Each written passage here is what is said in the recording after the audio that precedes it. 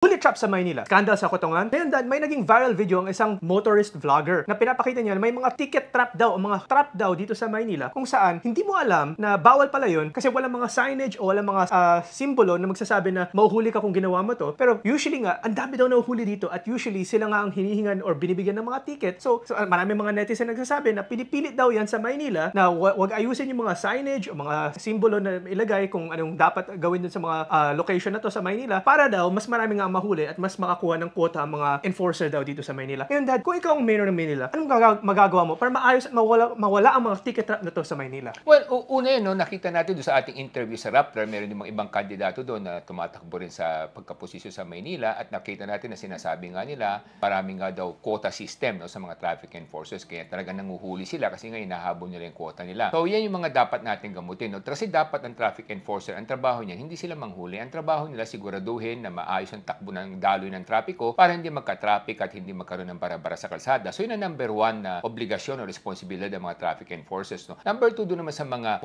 violators, dapat lagyan na lang natin ng mga contactless apprehension pero ng gobyerno, hindi ng pribado. Kasi pag gobyerno pwede, pag pribado bawal kasi nga nasa Supreme Court pa yung kaso. So dapat ma-implement yun at pagkatapos may grading system. No? Kung merong first violation, second violation, third violation, iba-iba yung may first violation na siya, may pass siya, second violation, mas konti yung babayaran niya penalty at third hanggang sa dumami. Parang sa ganon, may graduated violation scheme. No? Parang sa ganon, hindi na makawawa yung iba na nagkamali lang ng kaunti. No? So number 3 nga kinakailangan lagyan natin ng mga tamang demarcation. No? Kasi nga sinasabi nung vlogger na yon na walang mga signages, tapos yung mga guhit sa kalsada, hindi nakikita, kaya minsan doon nagkakamali. No? So parang makikita natin na nagkukumpulan yung mga traffic enforcers sa mga kanto na doon sila nanguhuli. No? Instead na kanilang paalagaan na maayos yung traffic ng trapiko sa mga masisikip na lugar. Minsan nandun na sila sa ibang lugar. No? Kaya nga gumawa na to ng vlog at pinakita niya na ganun talaga yung nangyayari sa ating lungsod. No? So dapat yan ang mga magamot natin para hindi naman umiwas ang mga taong pumunta sa Maynila. Kasi tandaan natin na mga taong nagpupunta sa Maynila nakakapagdala yan ng hanap buhay. No? Mga kakain sa restaurant, mga mamimili, mga pupunta sa mall and everything. So the more people na pupunta sa lungsod natin, mas maraming kikitain yung lungsod at mas marami rin matutulungan ng mga naghahanap buhay sa lugar natin. Kay Dad ng Bayan, Michael Sai, hindi kami naniniwala na dapat may mga huli trap o mga quota o mga